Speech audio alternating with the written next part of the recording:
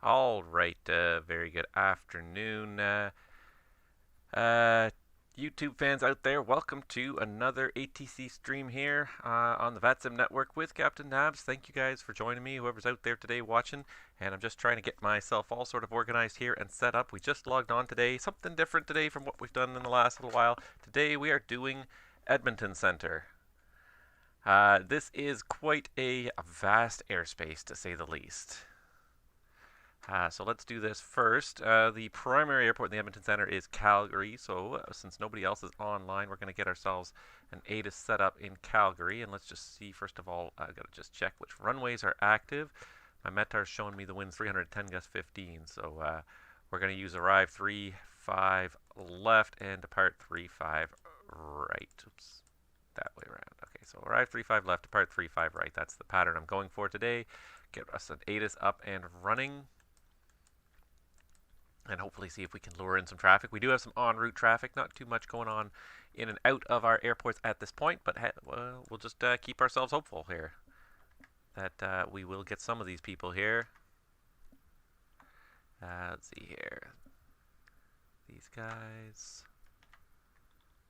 And it really is a huge airspace, so a lot of times people don't realize how big it is, how much space they're taking up, or how much space the center takes up, and how much they've got to allow. And there we go. I start sending people contact me's, and of course 5 or 6 of them drop offline. But let's see if we can get at least a couple of these people to call us here. The other thing about Edmonton Center too is it's a very high level sector. It covers a vast swath of Canada on the high levels. Not so much in the mid levels, but in the high levels, it covers just a vast swath of Canada. Radio, good morning, Skycraft 707. Skycraft 707, Vancouver, or correction, Edmonton Center. Good morning. Squawk code 0101. 0101, and we are, whereabouts are we? Northeast of Churchill Field, or lost the DME. And Skycraft 101, you're identified. Flight level 250, welcome aboard. Edmonton, good morning, Asiana 221, Heavy 340, about 185 to the east of Churchill Field. Asiana 221, stand by. Asiana 221, squawk code of 1042. It's probably this guy here. 1042, 22100. Center, good afternoon to you. This is Chautauqua 1847. We're about, 150 from Yankee Echo Golf, flight level 412. All right, first of all, Asiana 221, you're identified flight level 334. Just make sure you've got standard 29902 set, please.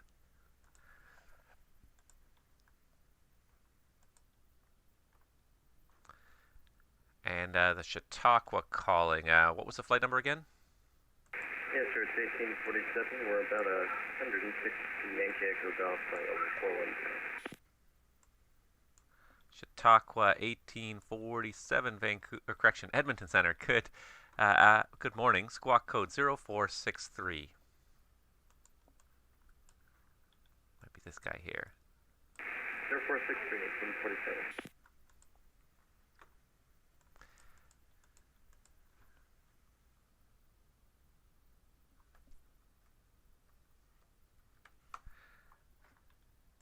Chautauqua 1847, Edmonton, thank you. Identified flight level 410, welcome aboard. One thing I have to do is I'm going to start changing these tags because I don't like the built-in tag system, and I'm going to change it to the Canadian style system here. There you go, that's a little better. All right, the other thing I was trying to do as well was trying to open just some various ground views here. Why is it not showing in my departure list, or did he arrive? he arrived in Calgary. That's right. He flew from Toronto to Calgary. That's why he's not showing in my list, because he's already arrived. So he's irrelevant to me here. Very good. Okay, but we're going to have the ground view in Calgary up, and now we got a whole bunch of stuff going on here. All right. Sort of up to speed, sort of organized here. We've got some of our airplanes at least with us here. As I said, Edmonton is a vast control region here. To measure it from top to bottom here, let's just do it as an exercise here. It's 24, almost 2,500 miles from top to bottom, 2,500 miles from top to bottom, basically from the North Pole down to the U.S.-Canada border. And across its widest parts here, we're looking at it's almost 3,000 miles across. Absolutely vast amount of airspace. It takes it's crazy how long it takes people to get through this airspace. Sometimes it could take people 4, 5, 6 hours to cross your airspace when you're here. You will log on, you'll do a couple of hours of controlling, you'll log off, and that guy will have flown a third or halfway through your airspace. And that's not a bad thing per se. It's just it's different from a lot of other places. A lot of other places, it's sort of in and out, and you're done. You're through my airspace in a matter of half an hour to an hour. But here, like I said, these guys here. Let's take some examples here. This guy's in the Cheyenne. He's going up to I think it's Resolute Bay, so not a good example. But yeah, the Asiana 221 here. His next point is Cebu, and he's not going to be there for. Do I have an exit time listed for him? His exit time is estimated to be 1 hour from now, 1850. Yeah, I mean, that's just the way it is. The airspace is just so huge. Which, of course, adds to the frustration, because you will often get airplanes that will fly through a good portion of your airspace and never call you. And it's a bit disappointing when that happens, but that is not uncommon. People think of this as just a vast, sort of uncontrolled wilderness.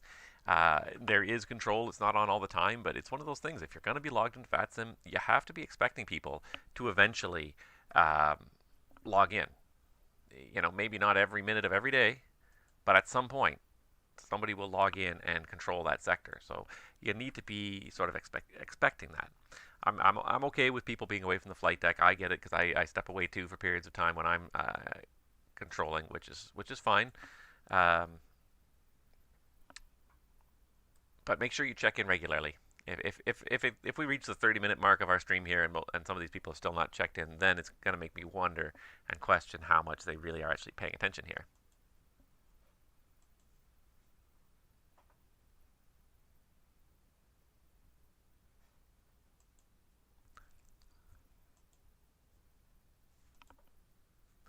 Hopefully we'll get a little bit of activity, though, with some arrivals and departures here sooner or later.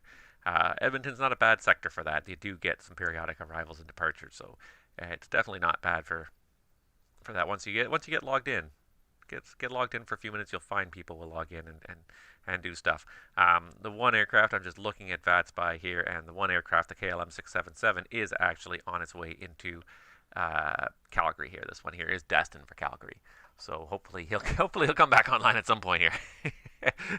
That's my first hope, is that he's going to come online at some point.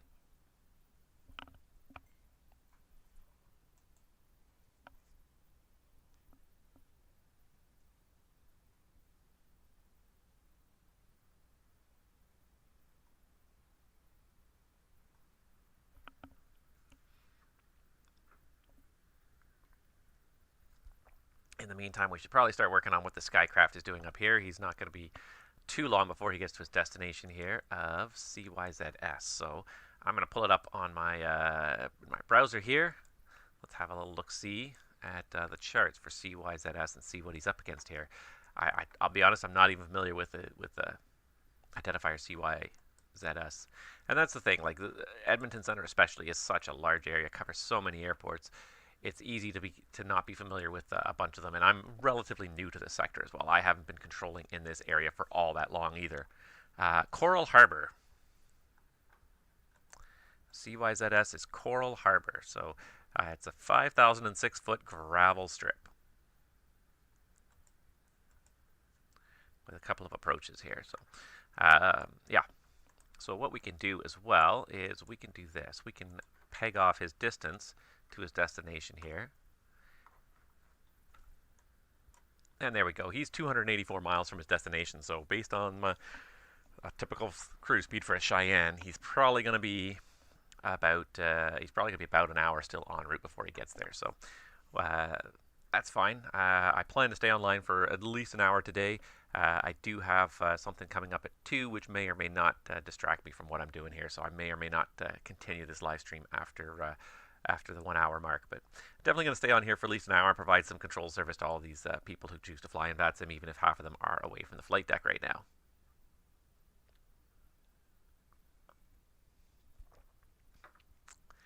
And let's see, we've been streaming for how long here? Let's just have a quick little check here. We have been streaming for 11 minutes. I'll give them another 5-10 minutes, and then if I haven't heard from some of these guys, I'll start pinging them a second time to see if they are going to come in, step into the flight deck, and hopefully pay attention here. Let's see what KLM 677 Hotel is here. Let's make sure he's planned on the star.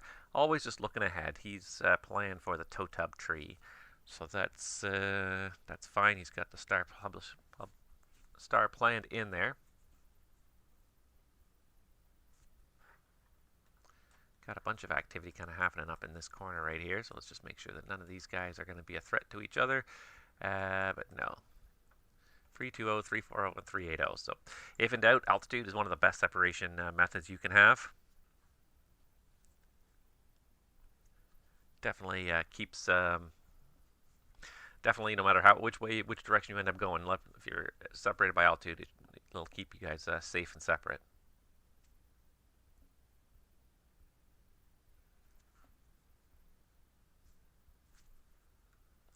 But this is the thing about covering these large sectors, is people don't expect you to be there. It's a bit frustrating sometimes.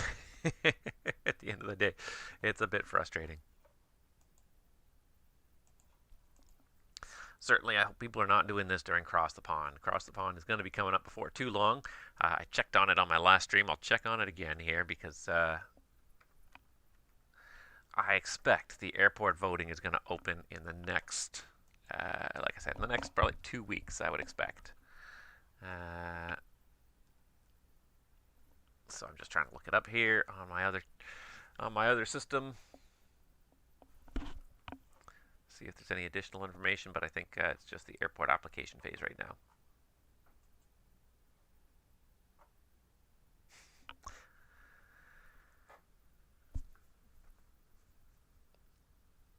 But of course, it begs the question of what would be a great combination of airports to use and cross the pond. There's the typical ones that everyone expects, and it's good to have those in there, to have them there. They're consistent. You know, you expect a good quality service from them every single time you show up. So those are always nice to have. The perennial favorites, the London Heathrow, the Amsterdam, the Boston, and the Toronto, I think would be the kind of the two perennial favorites on each side of the pond. What other ones are out there that you would really like to see? Maybe things that are unusual, maybe something that's a little different. Most of the major airports have done it at least a couple of times. On most of the major airports throughout Europe, and most of the major airports on the east coast of the U.S. have done it at least a couple of times here. You know, the typical Northeast airports, Washington, New York's, as I said, Boston, Philadelphia, but even all the way down the East Coast, all the way down as far as, you know, Atlanta, Miami. I feel like Charlotte and Raleigh-Durham have done it, at least Charlotte anyways, I feel like has done it at least once. Yeah, I wonder what other ones would be good to see, though. Maybe something that's a little unusual. Certainly in Canada, Montreal's done it before, even Calgary, and I think we even did Vancouver one time. Can't remember if we've done Winnipeg. I don't think we ever really do anything into the East Coast airports, Halifax, St. John's. They are relatively small airports. They would have a difficult time handling the workload, and frankly, their controllers are overworked trying to handle all the overflights. They're trying to handle planes cycling up and down into Halifax is pretty much almost a... I think it's something that the Halifax controllers don't want to do. And I don't want to speak for them necessarily, but it strikes me as something they wouldn't want to do too much because it's just there's so much going on there. There's enough just trying to keep on top of all the across the pond overflight traffic. So yeah, what other airports would be interesting and maybe different to try and do these flights to? One combination that would be interesting, and you couldn't do it to a great number, but maybe you could have a very limited number of slots um, that to do. You could try to do London City to Toronto City. Um, that would be a really interesting one. Two very small, relatively small, busy downtown airports, but because of their size, they very much restrict the aircraft that you can use into them. So you definitely can't be taking your 747s, your 777s out of those two airports. You need to be looking at something small now. Toronto City, of course, has a ban on jets except for medevac purposes. But, for the sake of playing the game of VATSIM and sort of, having fun with some hypotheticals, what could you do? There has been a proposal in the past. This is actually, I'm not pulling this just out of thin air. There has been a proposal in the past to actually run this as a service, downtown Toronto to downtown London, as a transatlantic service. The key was that it was going to be an all business class airplane. So I think Porter looked at it with the C series. I think it's been considered with like the A320 series. If you can have one that has long range tanks in it, so you definitely need long range tanks, and you need a relatively lightweight. Toronto City especially has got a fairly short runway at 3,900 feet. It's possible to launch a jet off there to have enough to make a transatlantic voyage, though you wouldn't be able to carry a lot of payload. But you imagine the market. You can imagine the market, and obviously in COVID times, markets don't exist. But imagine the market of business travelers. Just a plane full of maybe 40 business travelers instead of 130 economy travelers. 40 business travelers, so not a whole lot of weight there. But business travelers who are getting like a nice executive style lie flat seat. For that voyage, but taking them directly from downtown of one city to the other without having to go through the major hubs at either end, which are very far outside the city. You're talking in most cases at least an hour of commute time. 30 at the bare minimum 30 minutes, but more realistically 45 minutes to an hour of commute time on either end to get to downtowns. And not to mention the cost, just the inconvenience for the business traveler. So it strikes me as a service that has merit. I don't know if the market would truly support it, maybe not on a daily basis, maybe a couple of times a week kind of basis, but there's definitely merit to the idea because business class travelers pay for most of the airplanes that are out there. If you go into different airlines have different breakdowns. One thing I was told about Emirates and their A380s was that as long as they could fill the first class and the business class on the A380, the flight was paid for. The cattle class, the economy class, was just pure gravy. Whatever money people wanted to pay to sit in a seat in the back of an A380 in the economy class, Emirates would be like, "Yep, that's great. Come on in, get in there. Don't say anything and don't ask for anything because we're not giving you anything because you're not worth anything to us because the flight was paid for by the time the first class and the business class were filled." That's how much those people are paying for those seats. So certainly you could imagine, an all business configuration A320 would generate enough revenue to support the whole flight. All right, so we got a couple guys here. This guy has now flown into my airspace. He may not be aware of it, mostly because part of the sectors here, I only control the high level. If you look at things like VATSPY, it doesn't look like you're in my sector because VATSPY mostly corresponds to the low-level airspace boundaries. But it's been a little while now, so I'm going to start sending messages to all these guys that have not yet called because it's frankly been a little while, and I would like them to call me. It's been now about 20 minutes since I first logged on, so it's been at least 15 minutes since each of them has received their first message anyways. And even this guy way up here. Who's this guy? Where's he going? I don't even know who he is. Do I have him? He might be Emirates 237 here on his way to Chicago. If I can get him to... There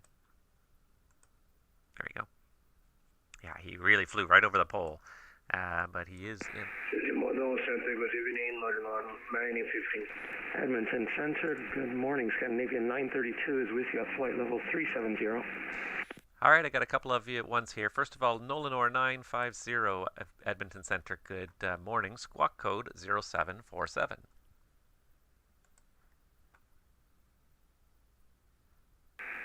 0747, Northern 9015. And Scandinavian at 9032, Edmonton Center, good morning. Squawk code 0565. Squawk 0565, Scandinavian 932. All right, so this should be the Nolanor here. 0565 to Northern 9015, confirm. And Nolanor 9050, code for you is 0747. Okay, thanks. 0747. Scandinavian 9032, you are identified. Flight level 370, continue on course.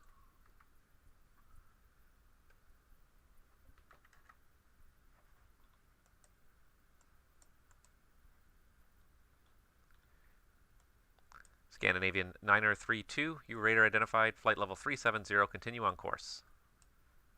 Right, we'll continue on course. Scandinavian 932, thanks. Nolanor 9050, thank you. You're identified at flight level 320, continue on course. Nolanor 9050.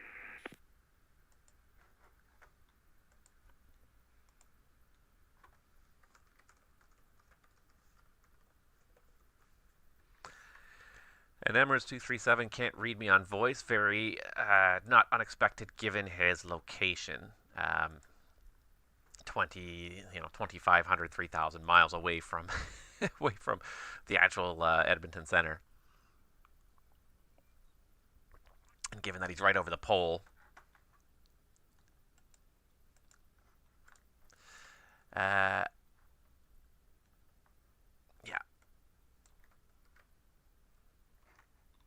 So let's do this. Let's go ahead and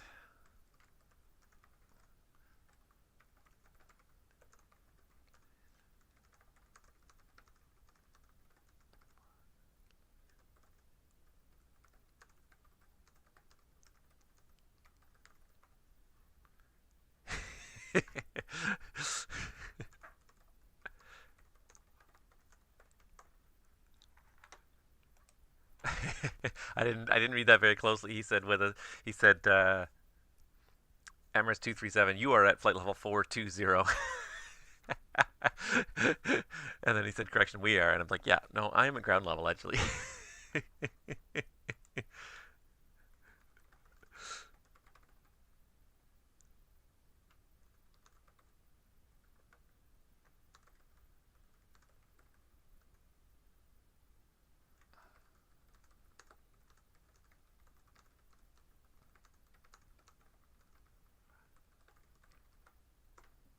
All right, so he is identified. He's at 420. What is he? Is it 777? Yeah, 777 on the way down to Chicago. And so this would be an interesting one here as an example. He is, let's see here, Emirates 237, his estimate to exit my airspace is 5 hours and 10 minutes from now. 5 hours. He's going to be in this airspace. It's going to take him 5 hours to fly this route because he literally almost just crossed the pole. And now he's got to fly straight south for about 3,000 miles. That's ridiculous.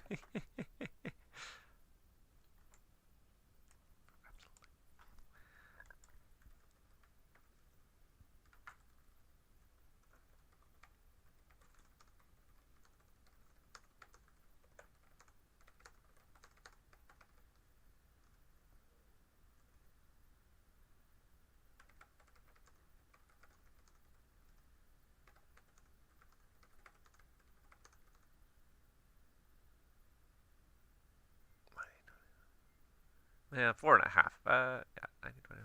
Yeah, just over 5 hours.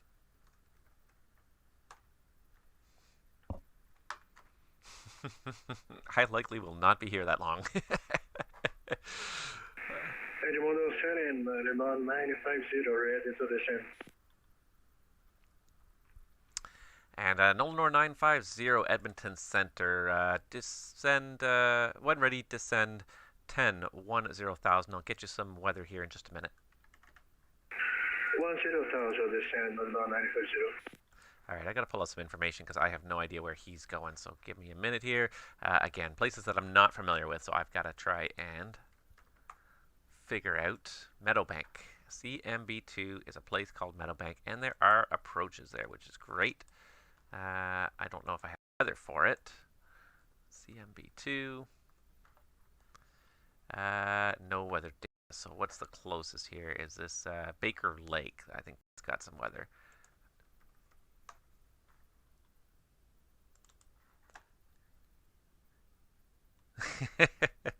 he said they'll keep trying us, but dispatch gave us this route, so no cookies for them. I love when people have sense of humor.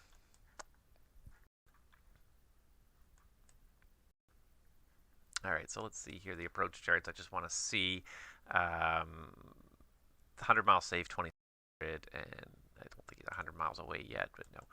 So what I will do is I will ditch the flight plan there, and I will instead draw him on there.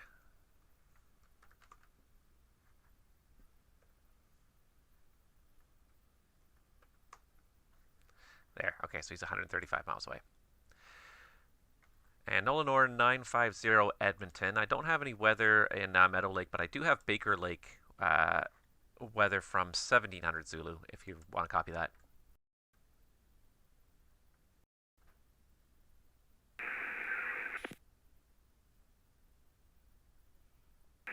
Okay, so Roger. Nolanor 950. And Nolanor 950, the Baker Lake weather from 1700 Zulu, so just over an hour ago. Winds were showing 300 degrees at 21 knots, 10 miles, light snow and drifting snow, few clouds at 1,100, broken at 6,400, broken at 7,300. Temperature is a very cold, -21, dew point -25, altimeter 2972. When you're able, say which approach you are planning into Meadowbank. Okay, so thanks for your information. 2972, Nolanor 950. And I believe he's actually going to leave my airspace vertically here, but I'm just trying to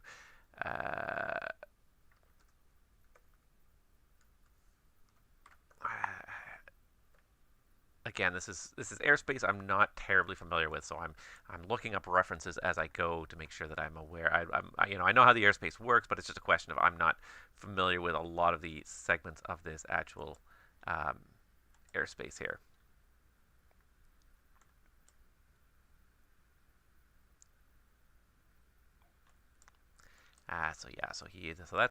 So let's see here. So this is Rankin Inlet over here. He's halfway between Rankin Inlet and Baker Lake right now.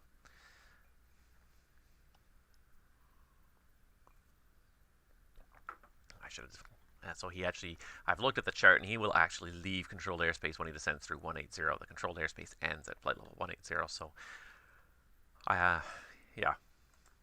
At Nolanor 950 Edmonton, controlled airspace actually ends at 180. So you're cleared to descend out of controlled airspace in the vicinity of Baker Lake.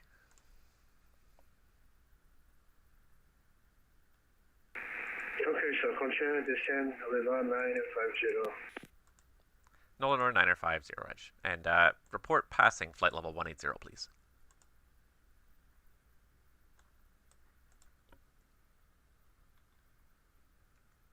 Confirm the launch information for me, please, sir. Nolanor 950. Nolanor 950. The approach and the arrival will be at your discretion. Just report passing through 180, please.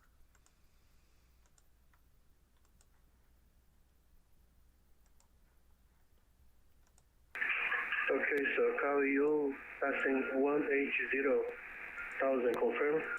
Nolanor 950, affirmative. Call you passing 180,000, Nolanor 950. All right. Yeah, pretty much once you get north of this kind of green line right here, I'm pretty sure there is no controlled airspace below 180. I think it's all uncontrolled at that point, I think. Yeah. I think the only place that's even close to that that has control is the Thule Air Base, which is up in Greenland. It's not part of Canadian airspace. Yeah, definitely everything north of this green line is uncontrolled below a 180, and actually I believe it's actually, I think I'm doing it wrong again. 230, I think it is actually. And I'm not totally familiar with this airspace. I understand basically, but it's easy when you're doing and jumping around from different places to forget these things.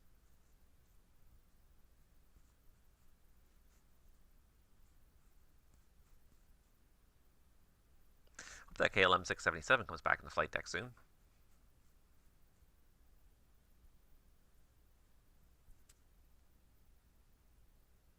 Edmonton radio, Skycraft 707.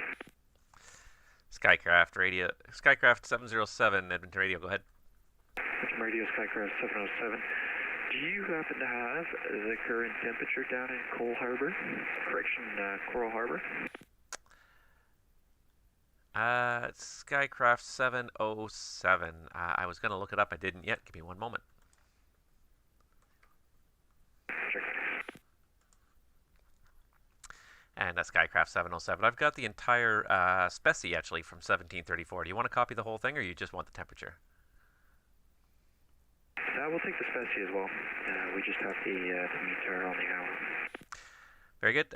So Skycraft 707, the Coral Harbor weather from 1734 Zulu. So this is about 40-something minutes ago. The winds were showing 270 true at 12 knots, 8 miles visibility in light snow, overcast at 1,500. Temperature -11, dew point -13. The altimeter there 2936, and there is a remark. Wind shift occurred at 1720 tree Zulu. Check. Thanks, Skycraft 707. Select 180, North 950. Null North 950, thank you. You're now leaving controlled airspace. You can switch to Unicom 122.8 and have a good rest of your flight. 122.8, thanks for your attention, North 950. Bye-bye. Now his flight plan is stuck here. Oh, there it is. I can get rid of him this way. There we go.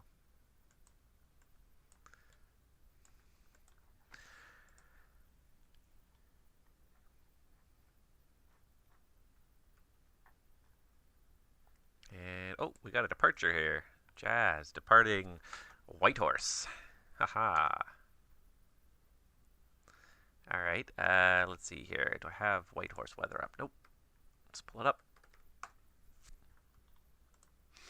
Winds variable at 2, altimeter 3016. So let's go ahead and let's pull up Whitehorse ground view. I don't think I have it handy, so just pulling it up here. There it is. And he is, oh, he's a VFR departure anyways, so. Winds are variable at 2, so really at the end of the day, I guess it's kind of his choice what he wants to do. He's pretty much a straight crosswind turnout, so I don't really care too much. I'll put down 3-2 left, but like I said, it really, to me, it doesn't make too much of a difference.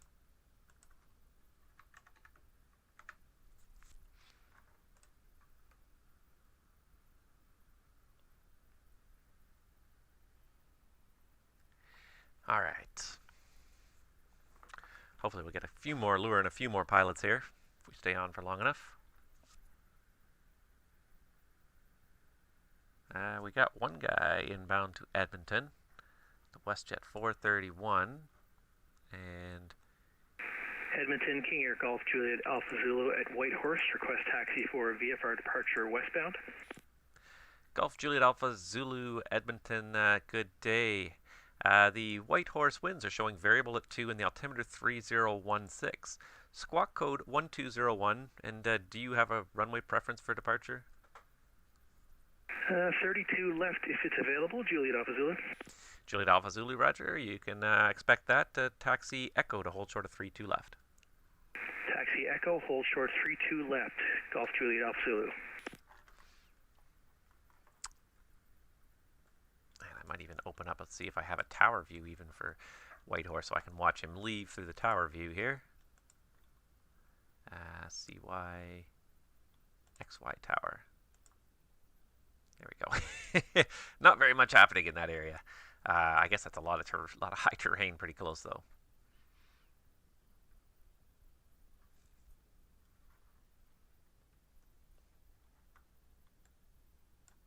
I'm gonna ping this KLM 677 one more time, not because he's gonna eventually have to start descending into this destination here, so I kind of would like to get a hold of him sooner than later. This KLM's probably gonna sail out of my airspace without talking to me. Not unusual. And then this is the guy that's inbound into Winnipeg here, into Edmonton here. This is Winnipeg WestJet 431. He's just passing. This is Winnipeg right here, so he's just passing Winnipeg on his way up to Edmonton. So he's inbound there, and then this guy's inbound to Calgary, and that's about it for arrivals right now. But stick with it. Stick with it. Oftentimes you get people, you know, as long as you're online, people will come and they'll fly. They'll fly your areas.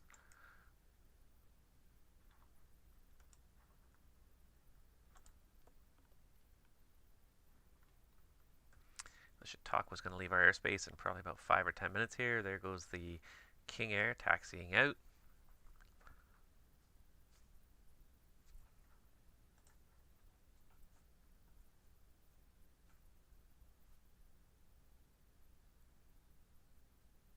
Still -16 up in Whitehorse too. Cold up there. Glad I live where I live.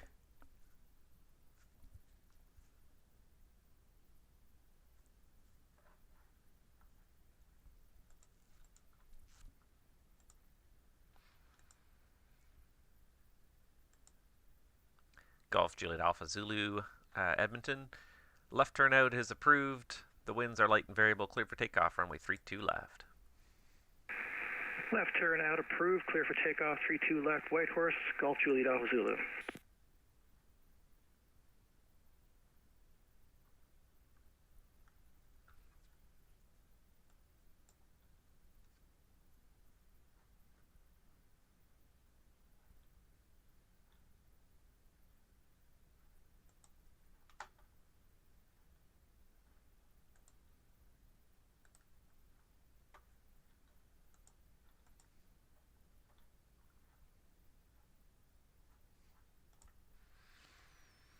Alright, so he's going to be rolling in a second there. Left turn out is nothing very exciting for a VFR, but hey, it's something. Get some control. Talk to somebody on the VATSIM network. You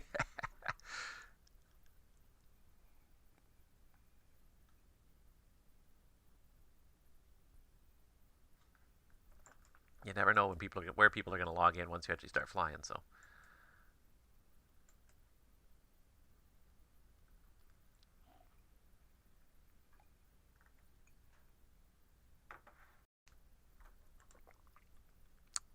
There he goes. He's rolling.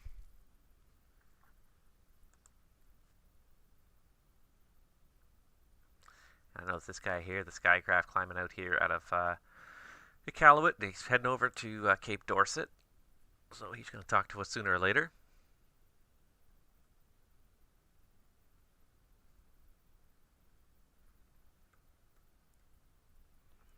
There goes Juliet Alpha Zulu. And I believe that the inner ring is the control zone, because that's just 5 miles. Yeah, that's 5 miles. So that's the inner ring.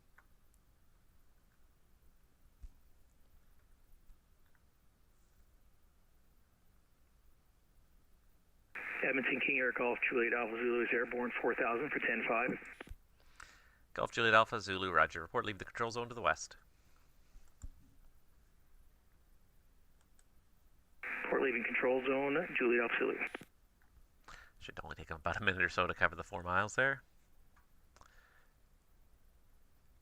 Still, nevertheless, it's always interesting to see other things. So here he is. Whitehorse is way up here, as it is. Whitehorse is, let's see here, how far is Whitehorse? Where'd it go here? I think that's it there. So Whitehorse alone is almost 900 miles from Edmonton. Just the scale of this sector just blows my mind. It's amazing how huge this sector is, really. like I said, and I think this Emirates here perfectly exemplifies how big this sector is. He's a 777. He's moving at 500 knots. It's going to take him 5 hours to traverse this airspace. I'm going to be long gone before he unfortunately gets... I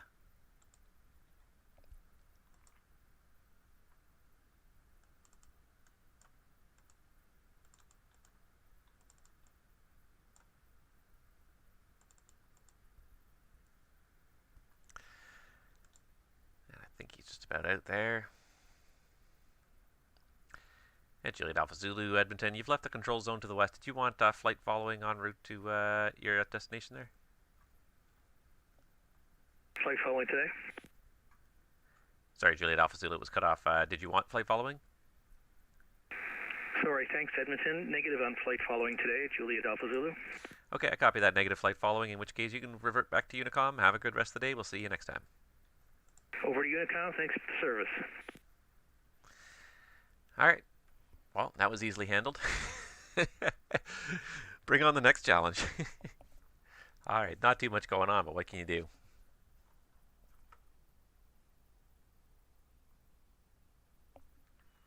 Oh, got somebody else chatting with us here. 6. Okay. I feel like that was an error. That was the butt dial.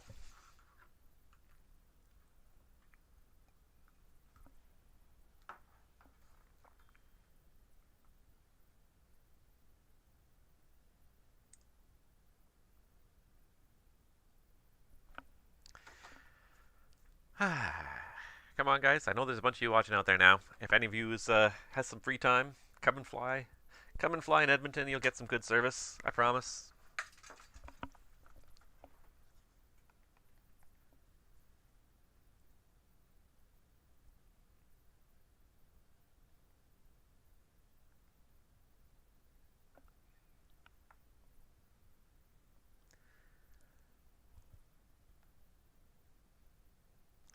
But this is the thing about a lot of the Canadian divisions, a lot of the Canadian regions too, is that we tend to get a lot of like traffic along the periphery. We just don't get a lot of the traffic in and out. A lot of these places are just not the famous places where people are constantly taking off and landing. They're not the New Yorks and the Londons, the Frankfurts of the world. They're generally smaller places. People who are familiar with them might be in and out, but yeah, it's a bit of a different situation. Anyways, from what you get in a lot of other places where you get very busy because there's so much going on. Here you really, you know, I yearn for a little bit more traffic. I'm hoping this KLM guy calls me eventually here.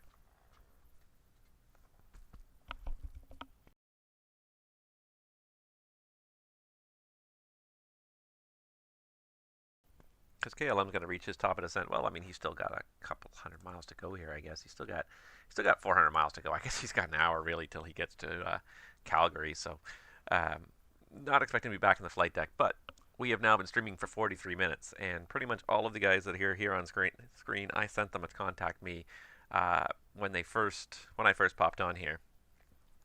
So the fact that none of them have called me, some of them have not called me. Most of them have called me, but there's a few that haven't. Makes me say that some of them are staying away longer than they are supposed to.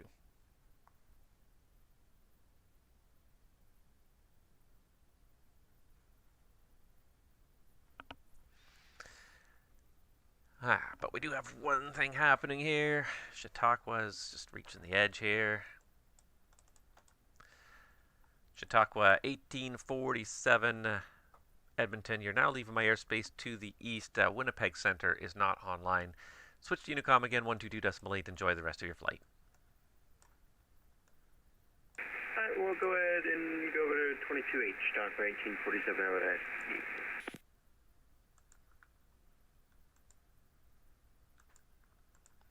So he's about 100 miles to his destination at this time.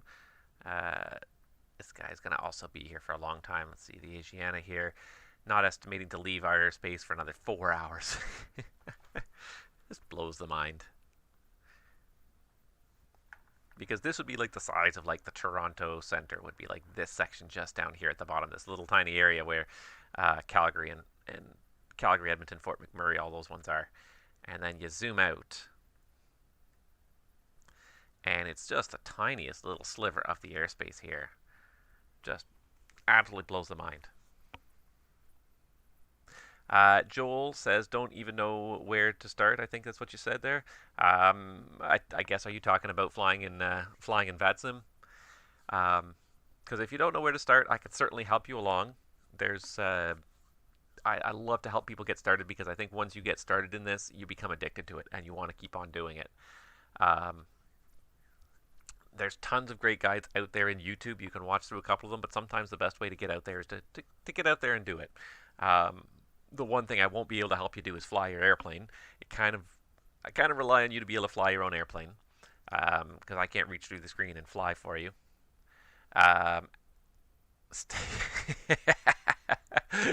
Don't even know where to start. And the next comment is, at an airport. Good call. Although you could start in midair if you really wanted to. You can boot up an airplane, and I think Microsoft Flight Simulator has, if you want to fly that, has a feature that will allow you to skip to various different phases of flight, whether it be climb, cruise, descent. You can skip to different phases of flight. So it's not a given that you have to start at an airport. But I do like that answer. That made me chuckle at least. Air Canada 147, are you here? So we do have another inbound to Calgary here. I don't think he was online before, but he must have just logged back in at some point, which is great. Good. It's getting us something to do here. CZVL. There's a guy trying to leave CZVL, which I believe is uncontrolled near Edmonton. Let's see here.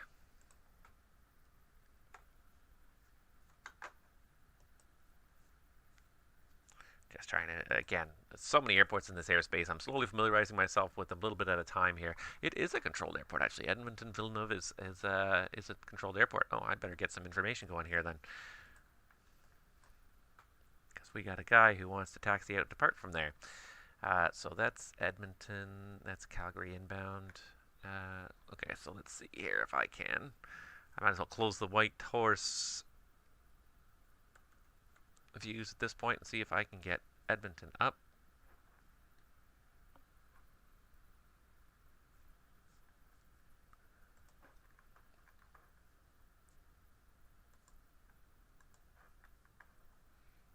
Alright, so I'm just going to open up some new views here so I can have some stuff going on near Edmonton. So Edmonton, let's see here, 350 at 8, so it'd be probably a 230 configuration would be good. And where is, there's Edmonton Villeneuve.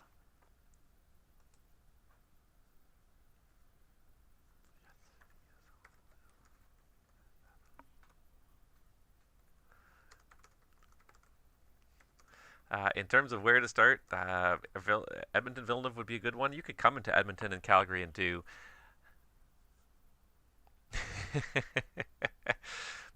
buy any study level aircraft, study the whole FAA handbook.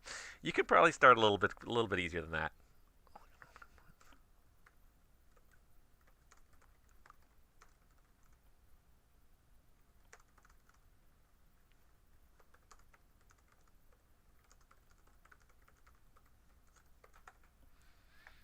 Alright, and I'm just going to get a ground view as well for Villeneuve up here. There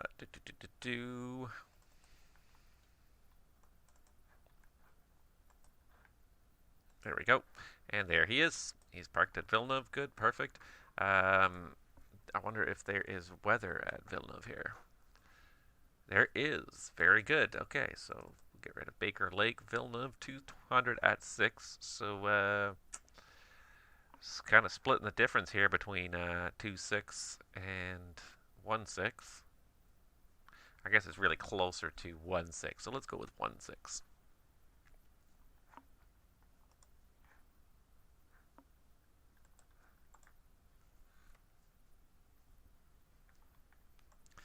Air Canada 147, Edmonton, are you here?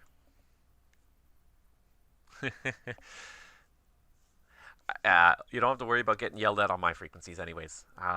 I do understand why some controllers get frustrated with pilots who are not knowledgeable and don't know what they're doing, and I understand that. And the key is to look at the workload the controller's under. I think if they're working a very busy sector, they don't often have times to deal with walking people through every step of flying, in the VATSIM network. But as you can probably hear on this stream, I'm not particularly busy. For every minute I've spent talking on this stream, I've spent about a second worth of time actually transmitting on my frequencies here. So there's definitely, I definitely have the time to help out. Like I said, I can't fly the airplane for you. You need to be somewhat familiar with how to fly the airplane itself, how to take off, land, hold altitude, hold heading. Edmonton Center, Canada 147 with you. Air Canada 147, Edmonton Center. Good morning, squawking in.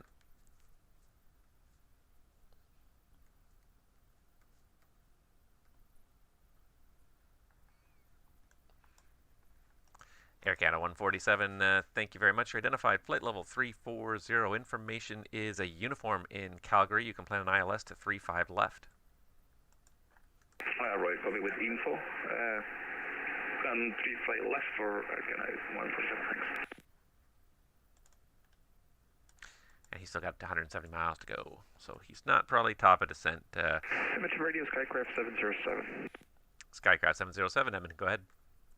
Edmonton, Skycraft 707. We're looking to start down now for Coral Harbour. Skycraft 707, roger. The Coral Harbour, let's see here. Coral Harbour altimeter is still showing me 2936. I have the 1800 weather if you want to copy that. We picked up the 1800 on 4 flight here. Skycraft 707, roger. You're cleared to descend out of controlled airspace in the vicinity of Coral Harbour. Report passing, flight level 180. Okay, we're cleared down, and we'll give you a call passing 18,000. Skycraft 707. Oh, and then this Skycraft over here is actually now in our airspace, so let's get a hold of him as well. And the KLM disappeared. I didn't notice that, but at some point the KLM. Edmonton Center, Skycraft 706, with you at flight level 220. Skycraft 706, Edmonton Center. Good morning. Squawk code 0142. Good morning. Squawk code 0142. Skycraft 706, thanks. Mitch, what's going on? Yeah, You checked the weather in Cape Dorset yet? I have. It's going to be a fun one. I like a challenge. Well, it looks like you're going to get it today because I'm just looking at the weather Don't here. forget it's true, not magnetic. And it's 3/4 in light snow, drifting snow, vertical vis of 800 feet. Yeah, that looks like it's going to be a challenge to get in there. First challenge is going to be finding the runway. The second challenge is going to be stopping on it when it's covered with drifting snow. Good luck to you, sir.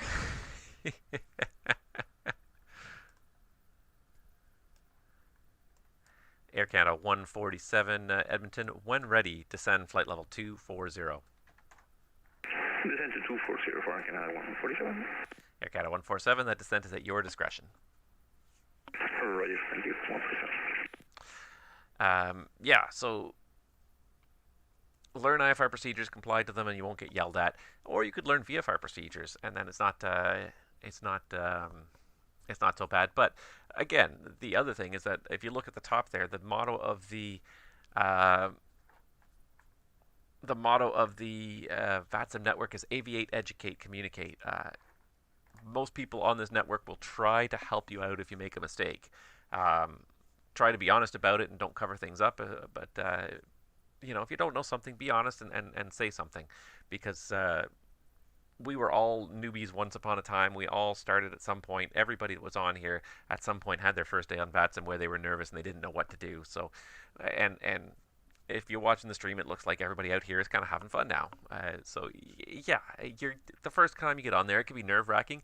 Do pick something simple that you know how to do, and I would say fly a circuit at an airport the first couple times you go out in VATSIM. Don't try and do something complicated, some complicated IFR procedures. Just go take a default airplane, go take a default 172 or something, and just fly around the patch. Just do some circuits. Just get used to the idea of talking to ATC, and that'll help you overcome that fear. Do what you know how to do. Don't do things like don't if you're not familiar with IFR procedures, don't go out and do them. If you're not familiar with a certain airplane, don't start to learn that airplane Edmonton today. radio, Skycraft 707. We're through 18 now. We'll call the 1-800 down and clear. Skycraft 707, perfect. Thank you very much. Your radar service terminates at this time, and you can switch to Unicom 122.8 for the arrival. Enjoy the rest of your flight. Skycraft 707. Thanks. Have a good morning. Morning. Skycraft 706. I don't think I ever said it, but you are radar identified at flight level 220, and I believe you did say you do have the Cape Dorset weather already. Hey, firm, I do have Cape Dorset weather, Skycraft 706. It's going to be fun. It looks like it, Skycraft 706. Did you have the 1800? There was a Specie at 1817. Sorry, Skycraft 706 here. Can you repeat your last? I didn't quite catch that. Skycraft 706. I just want to make sure the weather you have is the latest. There was a Specie issued at 1817 Zulu. Stand by one, just going to bring it up. 817, sorry, we have 1740 Zulu for Yankee Tango Echo. All right, Skycraft 706. The latest one I have is now 1817 Zulu, so that is 20 minutes old. I'll just read it out to you here really quick. It's winds 220 at 18, showing 3/4 of a mile in light snow and drifting snow with a vertical viz of 800. Temperature -12, dew point -14. The altimeter 29er, 49er. Hey, firm, we got it right here, Skycraft 706. We'll make a call in a moment. Skycraft 706 for Roger. Just let me know when you're ready for your descent. Skycraft 706, we will let you know. So let's see. He's 186 miles. That's 186 miles, that little tiny distance on the screen there. VFR requires meticulous flight planning, though. VFR does not require meticulous flight planning if you're just going to do circuits. Yes, if you're going to go do a VFR cross-country to go over to another airport, then yes, you do need some good planning to get there. I would argue it doesn't have to be any better than or more meticulous than IFR flight planning. IFR flight planning also needs good planning. The only difference is that a lot of people who do IFR flight planning, they use they use planning software. So things like SimBrief, Little Nav Map, or anything like that. They'll use a specific software to generate the IFR flight plans. It's still very meticulously planned. If anything, I'd say that IFR is often more meticulously planned. In terms of talking to ATC, VFR and IFR are not really totally the same. There are differences. It's not so much the difference between VFR and IFR, though, is really not so much what you're saying to ATC is what you're trying to do when you're saying it, and that's probably a little bit of a confusing way to say it. But yeah, like with IFR, the thing with IFR is that a lot of what you're doing in IFR is first of all, when you're doing planning flight plans and clearances and everything, the whole idea behind IFR is to give a set of rules that if at any point in time you lose communication with air traffic control, everyone knows what you're going to do. There's a preset plan, and if you don't have any further communication with ATC, your radio fails, everyone knows what you're going to do. With VFR, it's often a little more vague, but because you're visual all the time, you don't have to worry about hitting other things. Wow, Edmonton Center, Skycraft 706. Skycraft 706, go ahead. Skycraft 706, we're going to give it a shot for Yankee Tango Echo. Okay, Skycraft 706, no problem. I show you still about 175 miles away, so as I said, give me a call when you're ready for your top of descent there. Affirmative, we will give you a call when ready for descent. Skycraft 706, thanks. In terms of VFR, it's because you're always clear of clouds in VFR. Edmonton Center, Cessna, Golf Papa Indy uniform, ready for taxi to the active, for VFR departure to the west is followed.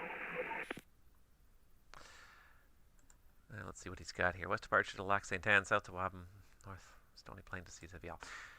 Charlie Golf Papa India uniform, Edmonton Center. Good morning. The Villeneuve winds are showing 180 at 6 and the altimeter 3016. Runway 16 is active.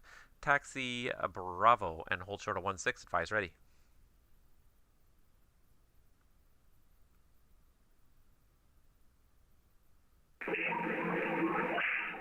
Taxi to 16, via Bravo, hold short 16, Golf Papa uniform.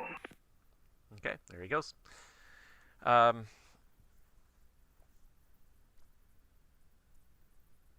In general, yes, VFR doesn't necessarily require ATC communication. You'll need it at controlled airports, and then in between you don't need to communicate because you can see where you're going, and the way you'll not hit other airplanes is just by looking out the window. So there's less communication en route, certainly. There can be, you can still talk to ATC en route, but you're not required to. But with IFR, it's very important that everyone's communicating all the time because you won't be able to necessarily see. If you fly through a cloud, you won't be able to see what's in front of you, and the only way to avoid people hitting each other is by everyone communicating and knowing exactly where you are. So the whole point of IFR flight planning is that if at any point in time you have the communication failure, the controllers know what you're going to do, and they'll steer everyone else who they are talking to away from your route. So once you're given a route, an IFR route, you have to stick to that route until you get permission to do something else, because the assumption is that if your communication fails, you're going to stick to that route. And that's why the initial routes cleared for IFR are often long and kind of complicated, and then once you get airborne ATC, because they're in communication with you and can see where everybody else is as well relative to you, they'll usually give you shortcuts to help shorten your route. But if the communication failure occurred right away, you'd have to fly the big long route, because that at least would keep you safe.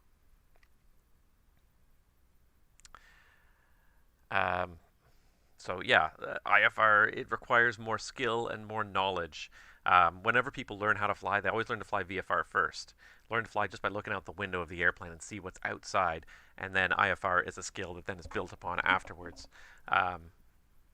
Because yeah, IFR requires a lot of stuff. IFR is in certain ways harder than VFR because there's more expected of you as a pilot. There's more precision expected of you. So you learn VFR first, learn how to basically control the airplane, and then as you get better at it, then you can move on to IFR where you can control it more precisely. From an operational standpoint, yes, often IFR is easier in the sense that, yes, there'll be more almost like babysitting, for lack of a better term. People will be watching you very closely to make sure you're doing what you're supposed to be doing when you're IFR. But in terms of learning, I would suggest going out there VFR and just go fly around a circuit. Go log on at an airport and just fly the pattern around the runway. And if you've never seen it, I do have actually, if I can find it here. I think I brought this up in my last one. I have some introduction to VATSIM videos here, if I can find them. Just a second here. Give me a second here. I'm just... Yeah, I'll bring up the link here in 1 second, guys. As soon as I finish Edmonton Radio, Empress 802. Center is Canal 147, descending for 340 to 240. Air Canada 147, Edmonton, roger.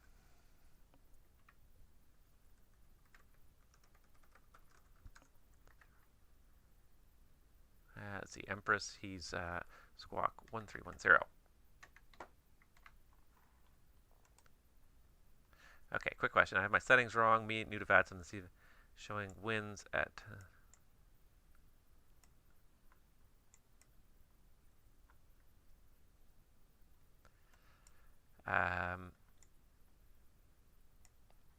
also, altimeters.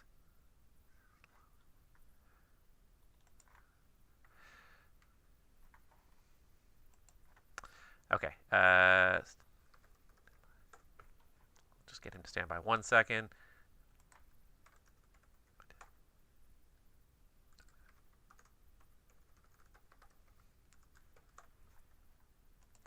Okay, so I answered him. Okay.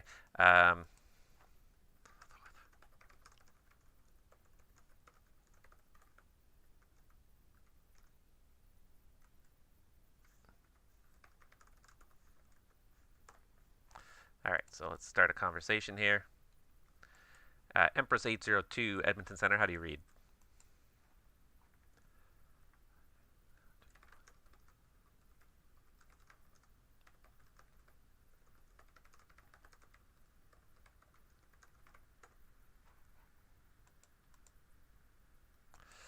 Okay.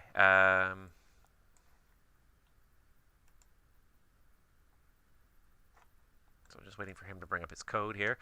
Okay, so this guy's asking me, so with MSFS,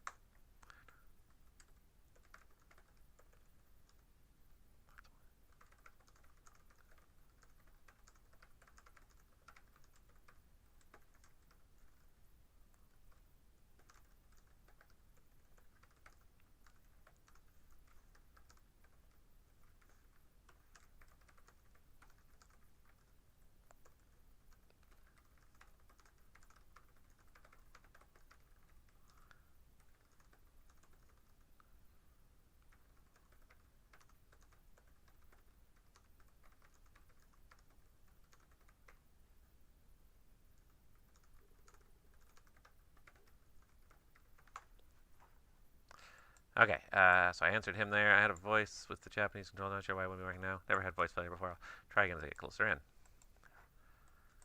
Empress 802. Edmonton, how do you read?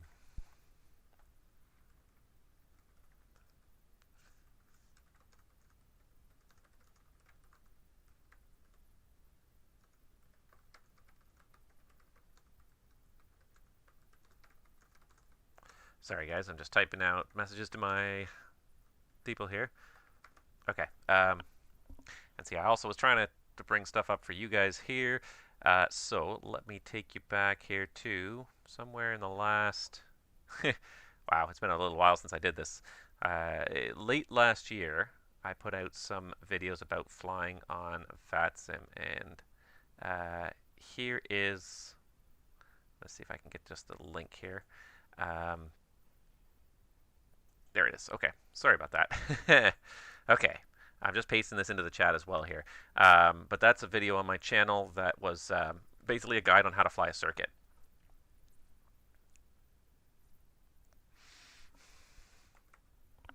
All right, trying to do all sorts of stuff here at once. Okay, so did he squawk the right code? He didn't squawk the right code. 240 for Canada 147. Sorry, Air Canada 147. Continue descent 1 to 12,000. Calgary altimeter is 29906. For Roger, descent to 2000 for Canada 147. So you're getting distracted here by all these things going on now. That's not good. Golf Papa India uniform. Roger 34 is approved. Taxi Alpha, hold short of 34. Taxi Alpha, hold short 34, Golf Papa India. And Papa India uniform, if you ever need it, if the weather's not matching what you've got, just make your request with the controller. We do our best to accommodate. We know not everyone has the same weather all the time. Copy that. Thank you very much. Papa India uniform. Okay. For some reason, he's still not answering me.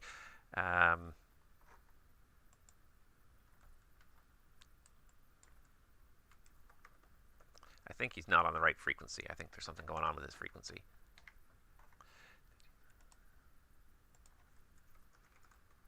Did you see mine?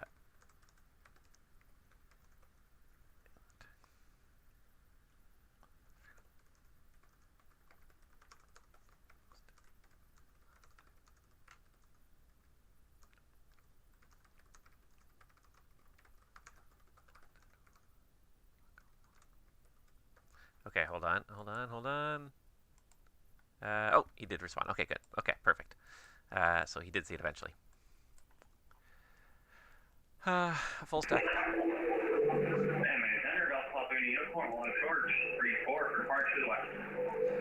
Golf Papa Indy uniform. Left turn out is approved. You can report clearing the zone to the west. The winds are... the winds are, at least I'm showing, 180 at 6. You're clear for takeoff, runway 34. Clear for takeoff. Make left traffic. Golf Papa India. Okay, so now we got Empress here. He should be squawking the correct code. Why is he still not squawking the correct code? He acknowledged it this time, and I still don't see him as...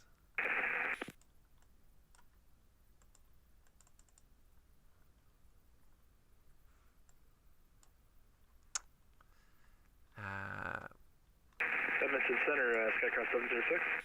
Skycraft 706, Edmonton Center, go ahead. We're going to, in about 5 minutes, start our descent down for the RNAV on 3-1 at Yanko Tanky, pardon me, Yankee Tango Echo. Skycraft 706, Edmonton, Roger. You're clear to descend out of controlled airspace in the vicinity of Cape Dorset. Again, the altimeter down there is 2949er. Report passing flight level 180. Report passing flight level 180. We got the altimeter. Thank you very much. Skycraft 706. What's that airport you're landing into, Mitch? And Skycraft 707, sorry, you said you're on the ground? I was just bantering with the company there. Oh, my apologies. Okay, never mind. This is why I can't get a hold of this Empress. He's actually really far away. Okay. Edmonton, good afternoon, Emirates 237, radio check.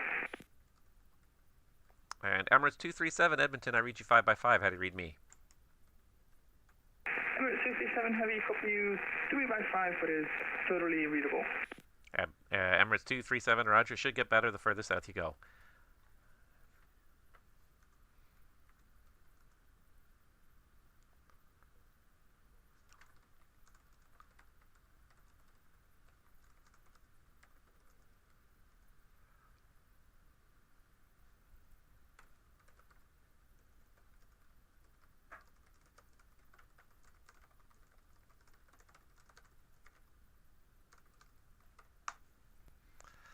Alright, that's why Empress is having problems. It's because he's not anywhere close to my airspace. Okay, enough of that distraction. Let's just change this really quick. There we go. Air Canada 147. Descend 9,000, turn left, heading 280, vectors for the approach. Right, descend for 9,000, right to 280, Falcon 147. Sorry, left, 280. You got it.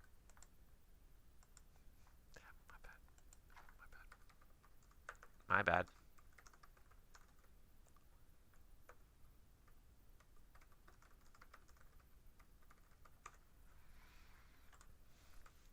That's why. Okay.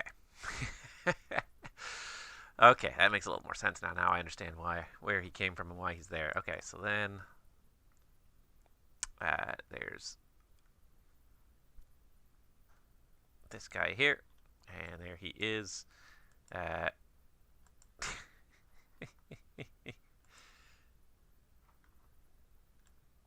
he's squawking my 1310, which is not helping me at all.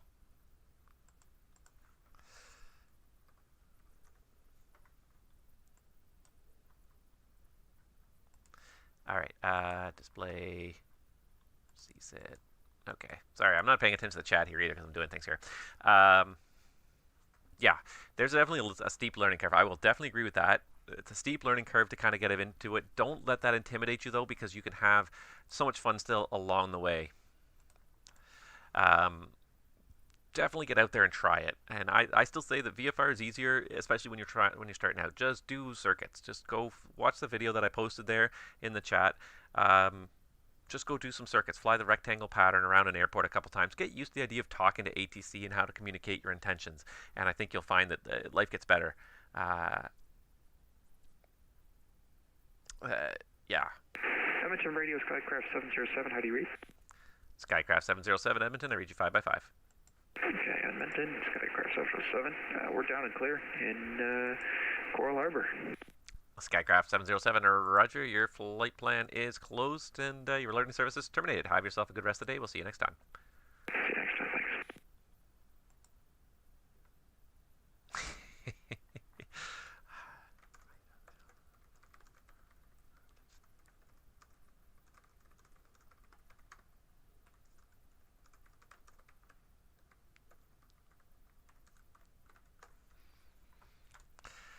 Charlie Golf Papa India uniform. You've left the Villeneuve control zone to the west. You're just going to stay 3,500 or below VFR for now? That's correct. Golf Papa uniform will stay about 3,500 maintain VFR. Papa India uniform, Roger. You can revert to Unicom 122.8 and give me a call re-entering the control zone.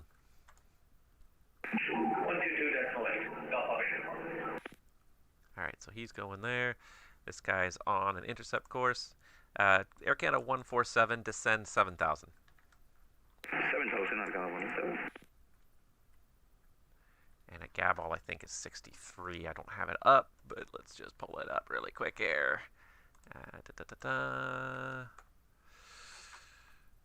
I'm pretty sure it's 6,500 for the ILS, 236 left, and this or 35 left, and this is why, like, as a controller especially, you need to be familiar with so much stuff going on all the time. It can be very challenging.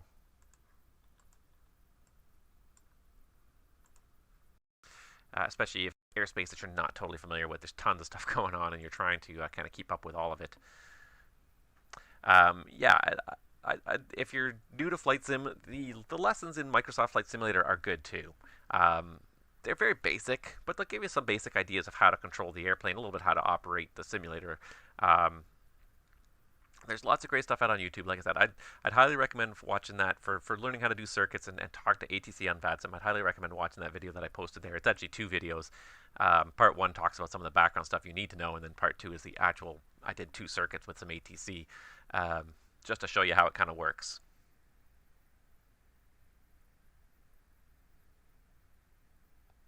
Time off to...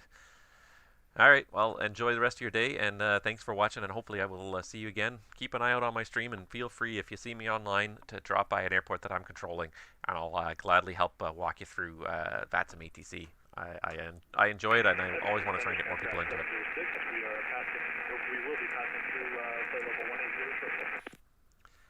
First, Air Canada 147, turn right, heading 320 for the intercept. Clear the ILS 35 left.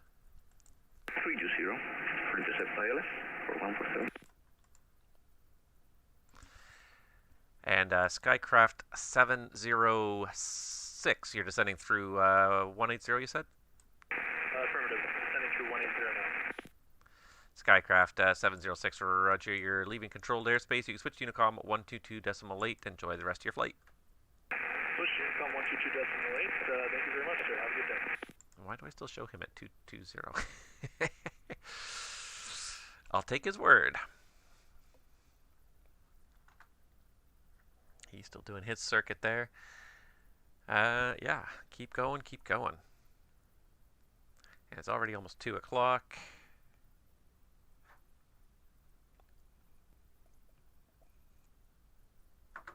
I have a little meeting I'm supposed to participate in here as well. Not really something I've been invited to watch, so I'll be curious to see what they have to say.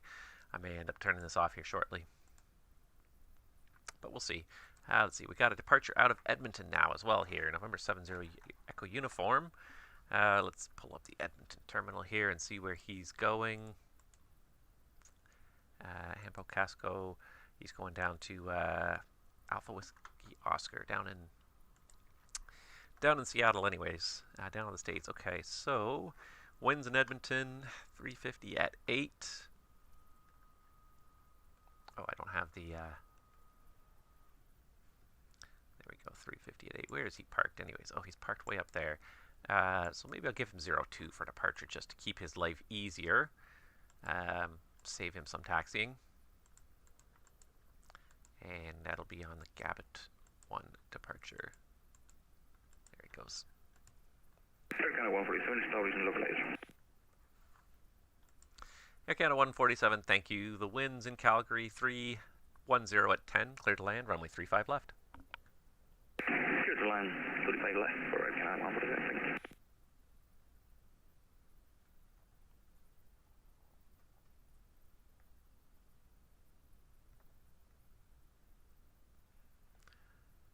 Da, da, da.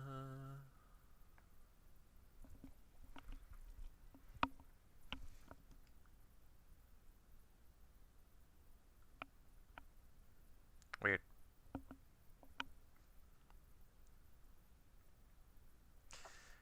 And the webinar I'm supposed to attend doesn't seem to want to work, so fine, whatever.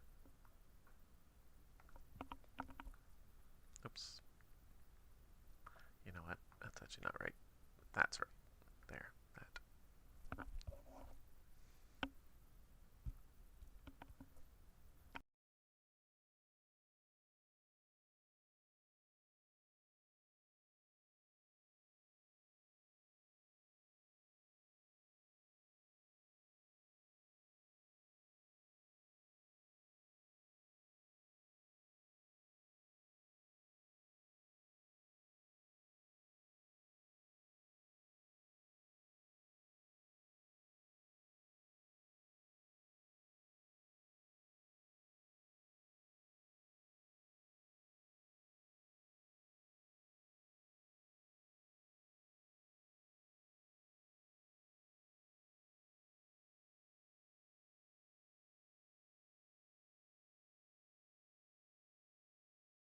So my apologies, guys, for the live stream here. It's going to be kind of a little bit quiet right now. I'm trying to listen to something else that's being broadcast live right now. So I'll still provide the ATC for some of these guys that are out here on VATSIM, but I probably won't be chatting as much for the next little while. But I appreciate you guys watching, and I will try and pick up the chat again as soon as this presentation here is done.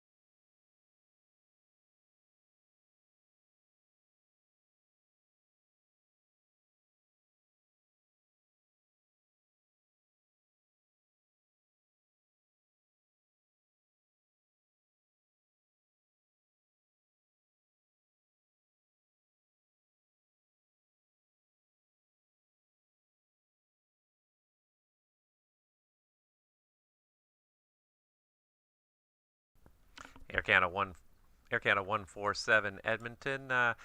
Right, convenient right turn. You can take Charlie 4 if you like, and do you have a gate in mind?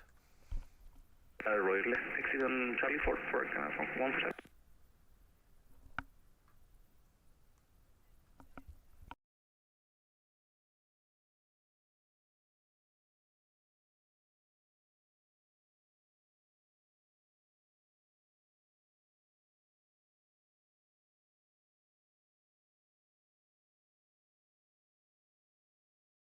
Air Canada 147. Do you know where you want to park? I don't decide the gate yet. I'm planning to up from 1, but I don't know where. Air Canada 147, roger. Bear left onto Charlie, and then a right turn on Hotel Delta into the apron. There you go, Charlie, Hotel Delta, that'll get him in there.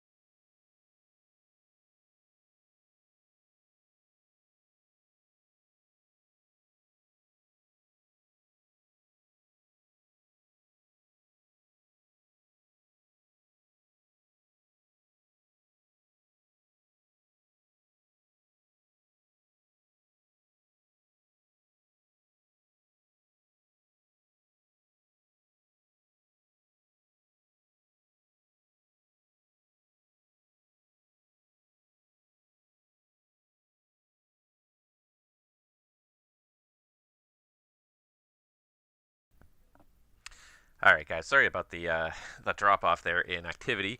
Obviously, it got really quiet there, anyways, on frequency. And as I said, I had a little webinar that I needed to attend. I kind of knew it was coming. I wasn't sure what was going to be involved with it. It really is kind of just a one-way thing where I'm kind of listening right now, and it's sort of on a pause. So I'm going to go back to streaming here and see if anything does happen. I'm waiting for this King Air really at Edmonton to call us up.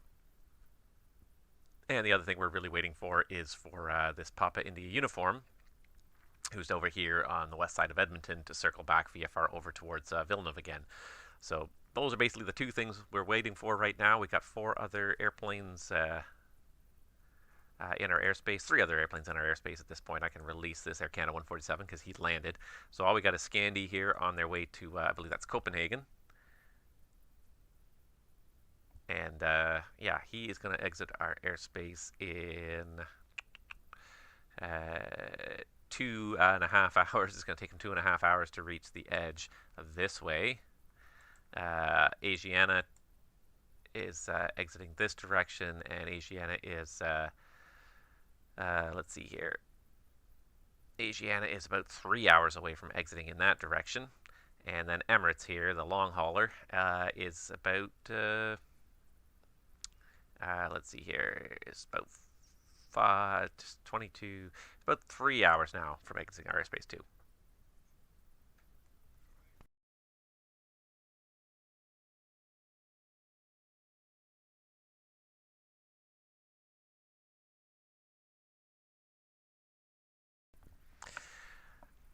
So yeah, that's basically it. If anybody else has any questions or anything about ATC, I can certainly try to answer them while I have the time here. Like I said, I'm always very willing to help people get started in VATSIM. I think it's a great community. I think it's a lot of fun, and at the same time as it's a lot of fun, it's also a great there's also a great level of fidelity and realism to it. Is Asiana climbing? Or is that just a pressurization change? As he flies up different flight levels, sometimes it'll look like people are changing when they're not. Asiana 221 Edmonton, are you climbing to a new altitude there? Normally, of course, you wouldn't try not to climb without contacting ATC first, but what often happens is a lot of people enable their automatic step climbs. Which then automatically, you know, like your PMDG 777 will have automatic step climb, and so you can step away and it'll automatically do a step climb when it reaches the appropriate period, when it reaches the appropriate time and you have a higher ceiling. Unfortunately, if you forget to turn that off, the plane will just do it anyways, and you won't even be aware it's doing it sometimes because it's not a huge change in a lot of cases.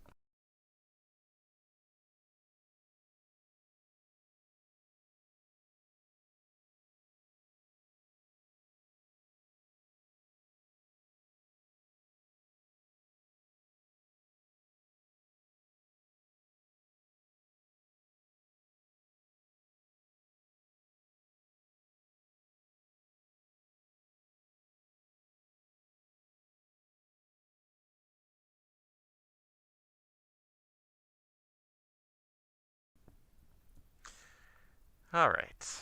Anyways. Unfortunately, there's just not much going on, though. Despite the fact that it's a huge amount of airspace, not a whole lot of airplanes within it.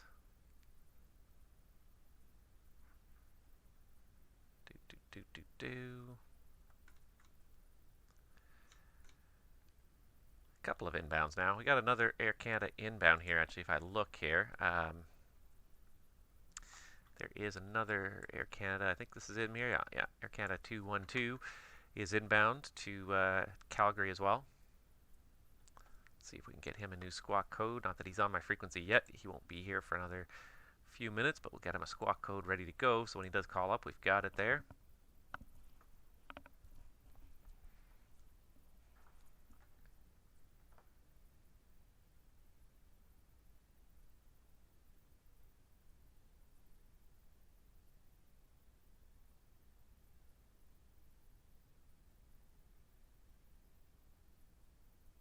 And I think somebody shared a screenshot with me. I didn't even see it. But yeah, there you go. I didn't even notice that. I'm not a big user of Discord, so but the King Air that departed Whitehorse there, the pilot shared with me a screenshot. So let me just see if I can pull it up here. Let's see here. How can I pull this up here? Just give me 1 second. I'm just going to open this up and see if I can pull this up. Because and I appreciate you reaching out to me in Discord. I'm not a huge Discord user, and I don't mean that. I'm not trying to, I don't mean that in a bad way to anyone. If I ignore you on Discord, it's just because I don't really like it all that much, to be honest. So I don't tend to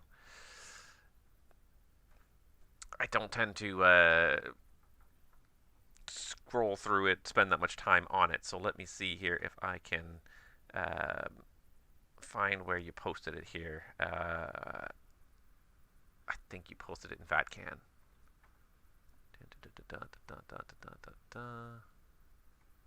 I think. Screen share channel.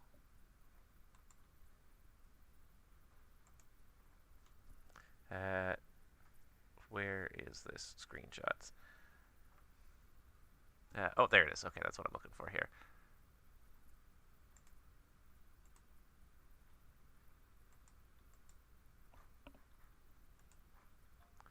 All right, so let's see if I can scroll down here far enough to find it. I think it doesn't seem to want to load. I don't know why. It's showing March 8th, which is today, 8:31 a.m., and it's not showing anything after that. So let me just see if I can find it here. I don't know why I can't find it.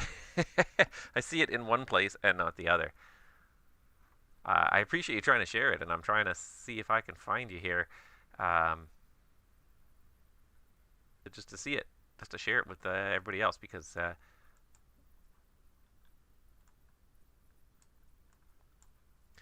can't seem to find it, honestly. I found the screenshots channel, and I found some screenshots in there, I think.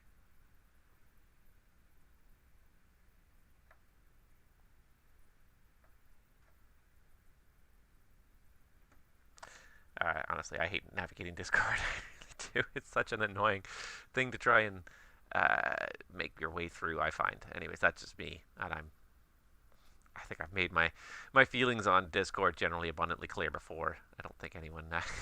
there we go. I found it. There we go. If I can just pull it up here now.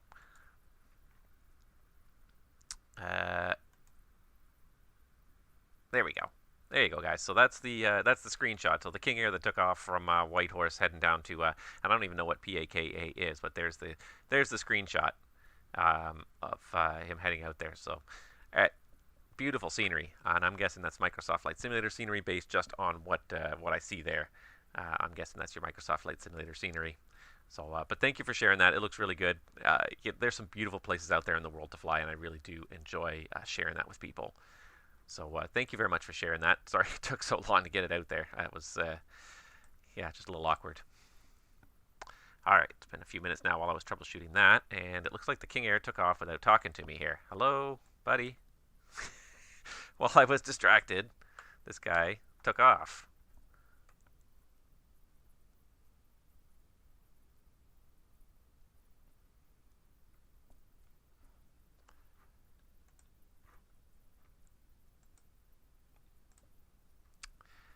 Which is just frustrating, because it's like there's so few airplanes as it is online, and then you try to control them, and and then he disappeared. He logged off.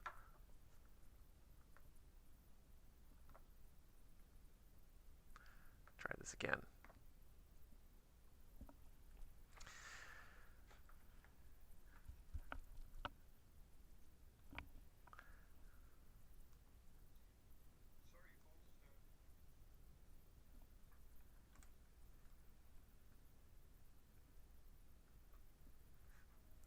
Alright, so the King Air disappeared. Still got this guy here. We're going to see if we can loop him back around. I also see there's a departure out of Meadow Lake there. The Nolanor 950 is turning it around. He's going back to Valdora's Nolanor 951. So we'll see if we get him on his way out. He won't have talked to us till he leaves the airspace. So we'll see if we get any ATC there. But yeah, just waiting for this guy to come back into Villeneuve. I think it's going to be what we're really waiting for at this point.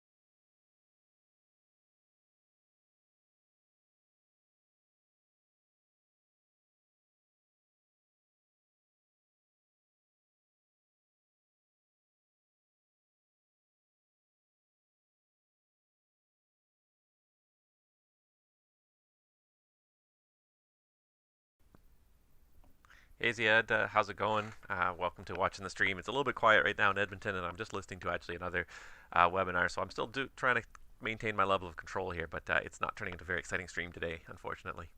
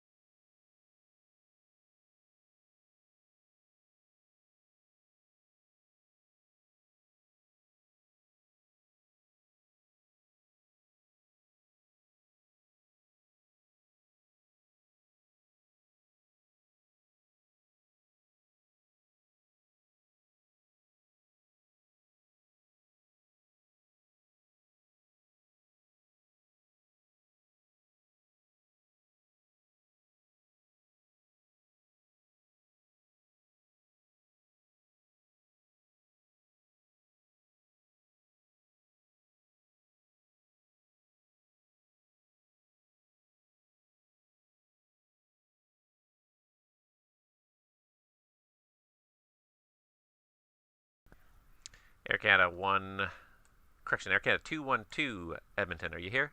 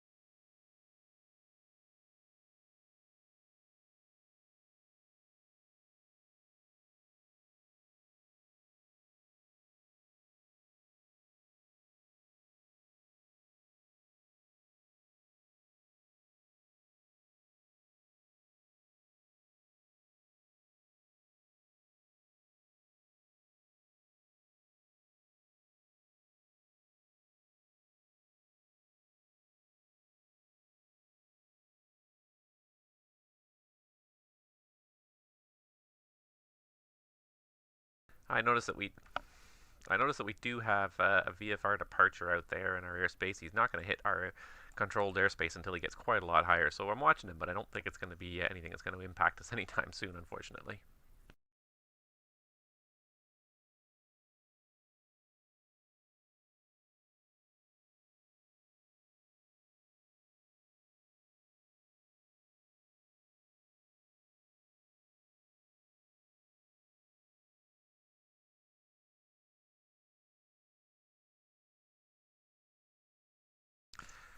Unfortunately, I think at this point, guys, I am going to just pull the plug on this stream. There's really is not much happening today, and I am trying to focus on what's going on my other screen over here today. So I think I'm going to go ahead and pull the plug on this. But I do thank everyone for watching. Stay tuned to subscribe to the channel.